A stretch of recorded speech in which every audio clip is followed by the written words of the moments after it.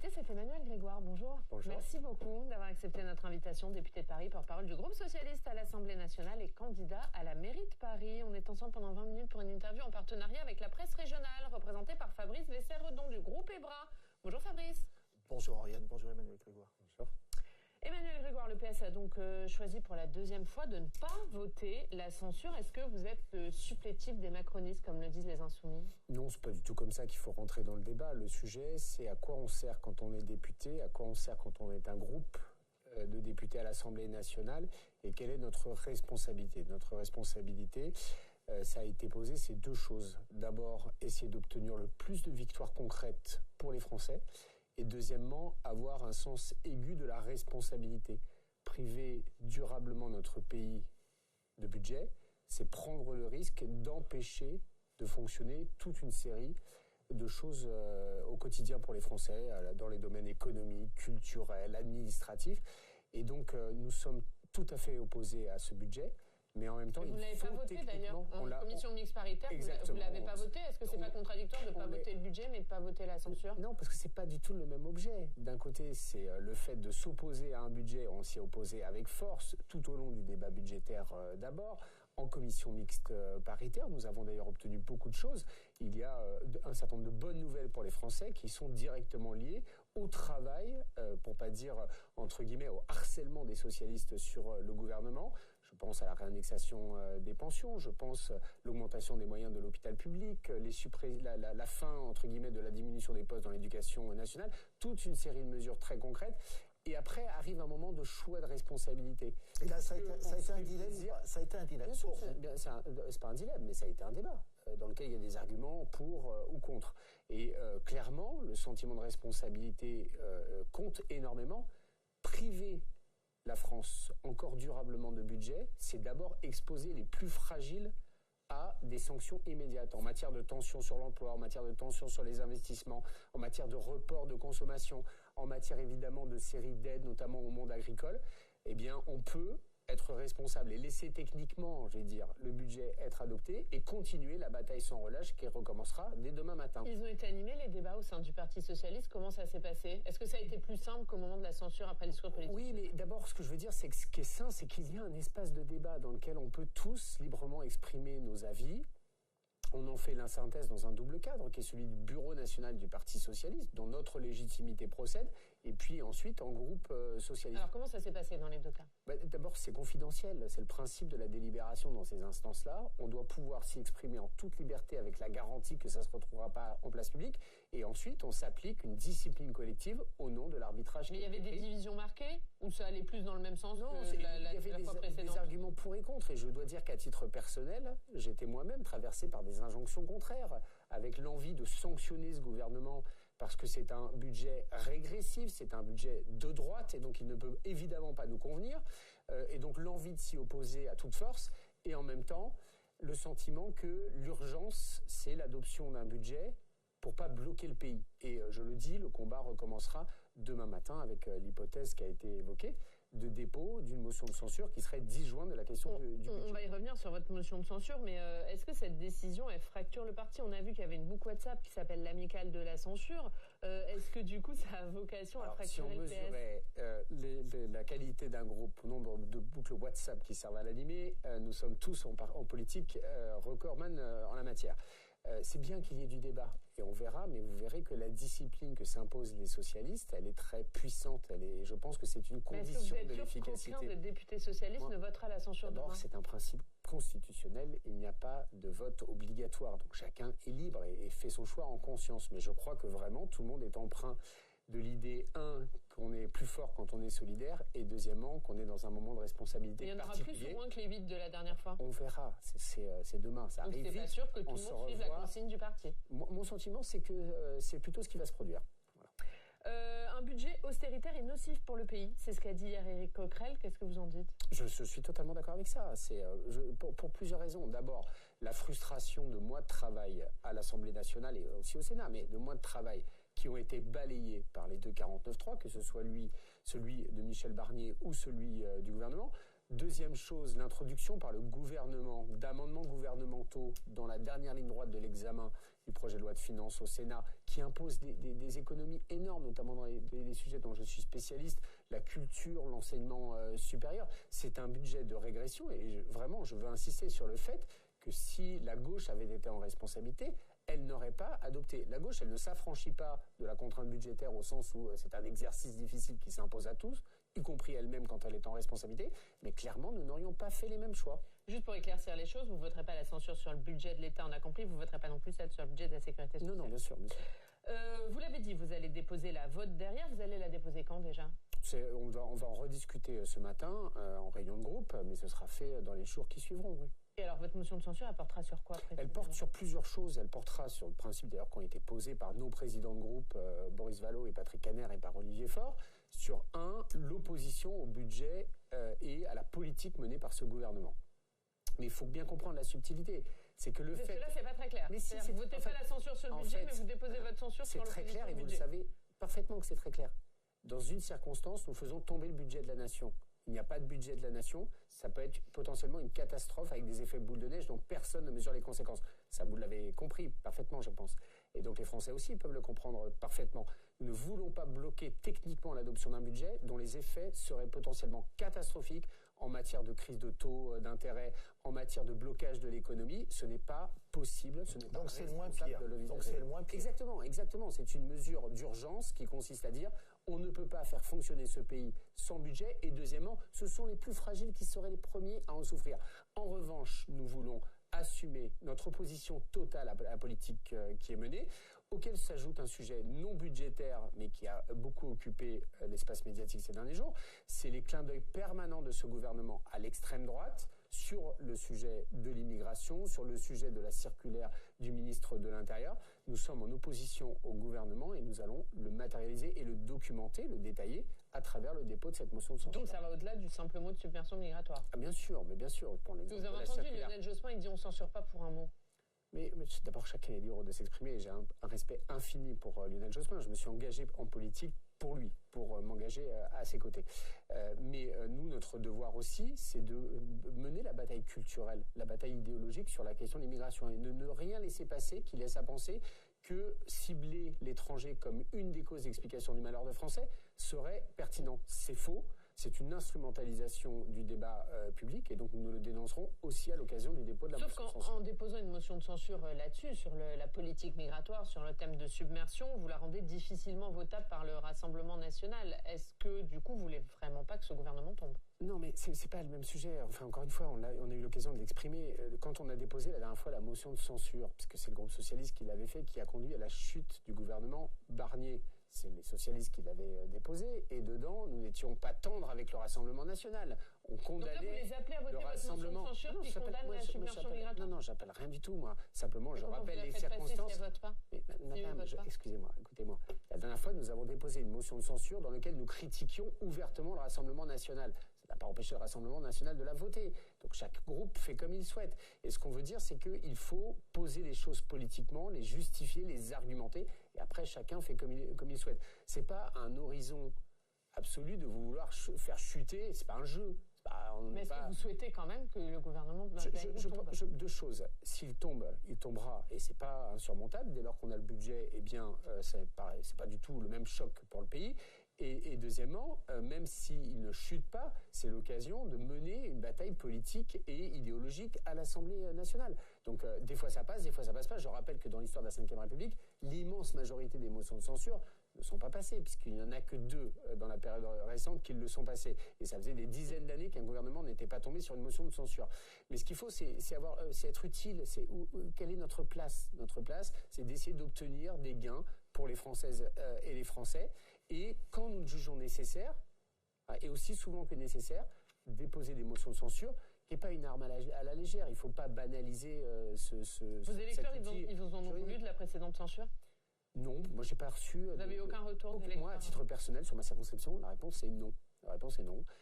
Parce qu'ils pensaient que c'était cohérent et parce qu'il y avait une erreur commise par Michel Barnier, c'est de n'avoir engagé aucun dialogue avec la gauche. Aucun. Bayrou, on peut en être insatisfait, mais au moins, il a discuté prioritairement avec la gauche. Et donc ça nous a permis d'avoir des avancées que nous n'avions nullement obtenues avec le gouvernement Barnier, qui avait fait le pari que le RN serait bienveillant ou en tout cas neutre. C'est incontestablement une victoire stratégique du Parti socialiste dont nous avons fait usage positivement pour essayer d'obtenir des choses pour les Français. On a bien compris vos désaccords avec le gouvernement sur les coupes budgétaires. Un, fallait-il couper? Deux, sur quoi auriez-vous coupé? On a bien compris sur quoi vous ne vouliez pas couper. Alors d'abord, il y a des économies. Je ne suis pas contre le principe des économies. Quand des choses sont dépensées inutilement, évidemment, il faut les revisiter avec exigence. Mais très clairement, l'orientation d'un budget de gauche et de droite, la différence, c'est que vous faites porter l'effort sur les économies. C'est quand même l'angle principal d'un gouvernement de droite. Nous, on a dit qu'on voulait revenir sur principalement les mesures d'exonération de charges qui permettaient de regonfler le budget de l'État et les exonérations fiscales. Et notamment quand vous faites le cumul de 7 années cumulées, à la fois d'exonération et de réduction d'impôts, qui ont bénéficié massivement aux plus riches, aux plus grandes entreprises dans des effets d'aubaine. Donc clairement, les effets positifs sur l'économie ne sont pas à la hauteur de ce qui a été sacrifié sur le plan budgétaire. Notre orientation était de dire que ceux qui ont bénéficié pendant 7 ans des largesses budgétaires de l'État, eh bien, soient appelés à contributions plus importantes. Donc nous souhaitions nous réduire. Pourquoi les économies peuvent être vraiment contre-productives? C'est que les économies vont avoir un effet récessif. Vous prenez les économies dans le domaine de la culture. Comment ça se traduit concrètement? Ça se traduira par des investissements en moins dans la création, dans la production, et donc ça aura des impacts économiques. Et d'ailleurs, il n'y a pas que nous qui le disons, à la fois la Banque de France le dit, la Commission européenne le dit, attention aux économies budgétaires, qui, parce qu'elles ont un effet récessif, c'est-à-dire qu'elles détruisent, entre guillemets, l'activité économique, ont un effet contre-productif, y compris sur le plan budgétaire. Vous croyez que vous faites des économies, en fait, vous enrayez la machine économique et vous aggravez la situation budgétaire. Est-ce que cette non-censure ne risque pas de pousser une partie de vos électeurs vers les insoumis?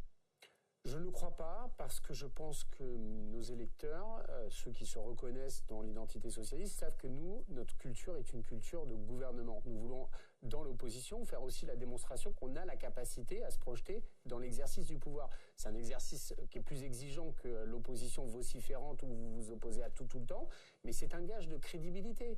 Nous, si demain on est appelé aux responsabilités, on ne va pas d'un coup de baguette magique régler les problèmes du monde et les problèmes du pays. Et donc il faut assumer cette part de responsabilité, cette part d'exigence qui est celle de l'exercice du pouvoir. C'est une différence fondamentale avec la France insoumise. Je l'assume parfaitement. Fabrice. Oui, ce week-end, c'était aussi un week-end d'élections partielles, assez favorable à la droite, globalement. Un petit focus sur l'élection municipale à Villeneuve-Saint-Georges. Quelle analyse vous en faites? La gauche a perdu. Le problème, c'est qui? C'est la désunion? C'est Louis Boyard? Bon, je pense que c'est un peu tout ça à la fois. D'abord, les élections intermédiaires, le taux de participation est souvent assez faible et donc ça rend les interprétations souvent difficiles. Mais incontestablement, ça me semble sanctionner la stratégie, entre guillemets, outrancière, exubérante de la France insoumise, qui, à force de radicalité, finit par s'opposer à tout le monde, y compris à l'électorat modéré de gauche, qui ne veut pas ni du bruit, ni de la fureur, et ni, pardon, mais quelques profils sur la liste, dont moi-même je n'aurais pas imaginé voter pour la liste parce qu'il était dessus.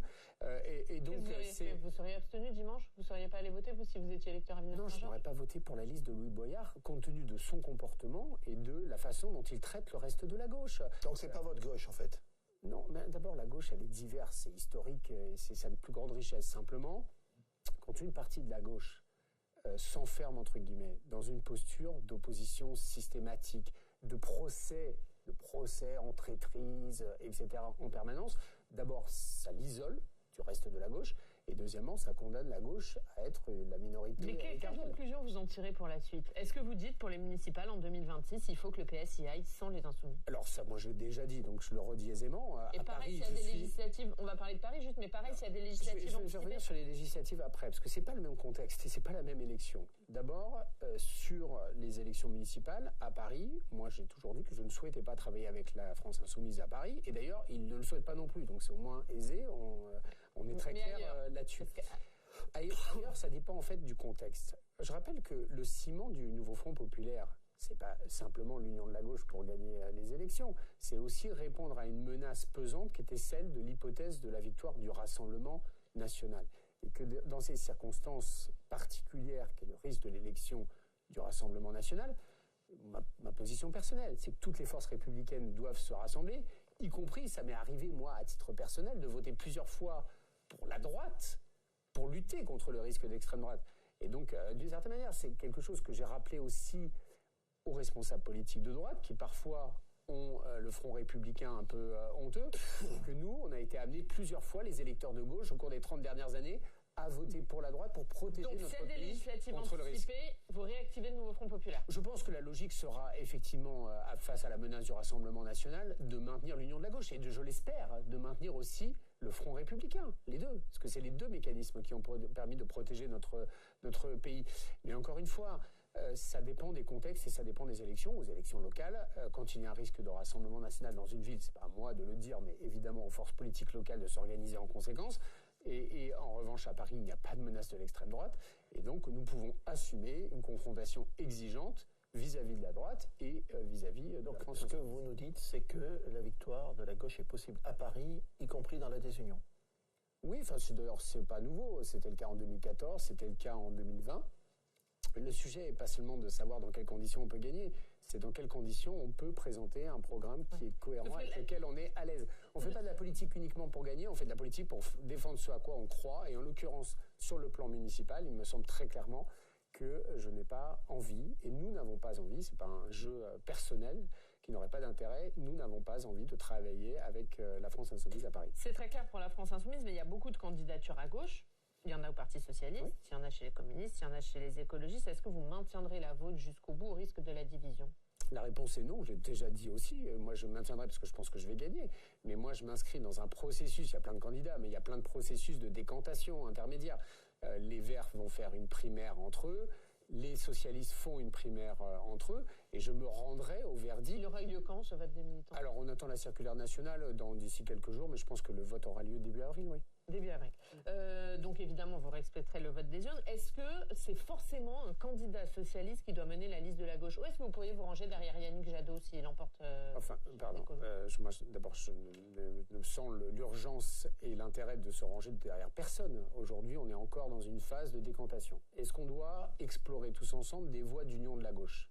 La réponse est oui, notamment au périmètre de la majorité municipale sortante. Ça veut dire les communistes, les écologistes, les socialistes, la société civile telle qu'elle s'inscrit déjà dans la majorité municipale sortante.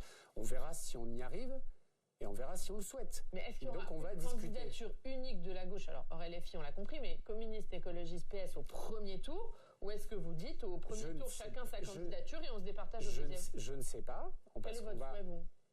Moi, mon souhait, c'est que le programme soit cohérent. Pour qu'il y ait une candidature unique, il faut deux conditions. La première, c'est qu'on ait un programme commun. Et donc, on va travailler à ce programme commun. S'il est cohérent, eh bien, la logique sera qu'on y aille ensemble. Si on se rend compte qu'il y a des sujets sur lesquels on n'est pas d'accord, eh bien, il faudra que les Parisiens tranchent le rapport de force au premier tour. La deuxième condition, c'est que Paris, c'est un scrutin un peu particulier. Il y a 17 circonscriptions électorales avec les arrondissements et Paris-Centre. Et donc, il faut des règles de constitution des listes.